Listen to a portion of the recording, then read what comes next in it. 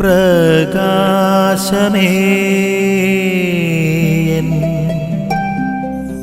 മിഴി തുറക്കുക വേഗം. കർഷകർ അന്തരീക്ഷത്തിന്റെയും കാലത്തിന്റെയും അടയാളങ്ങൾ നോക്കിയാണ് സാധാരണഗതിയിൽ കൃഷി ചെയ്യുന്നത്. അപ്രകാരം തന്നെയാണ് വിശ്വാസം നാം വിലയിരുത്തേണ്ടത്.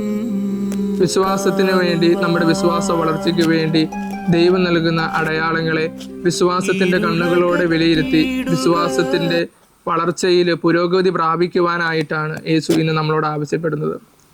അതിന് പരിശുദ്ധാത്മാവിൻ്റെ പ്രവർത്തനമുള്ള വിശ്വാസത്തിൻ്റെ ഒരു ആന്തരിക നേത്രം നമുക്ക് ആവശ്യമാണ്.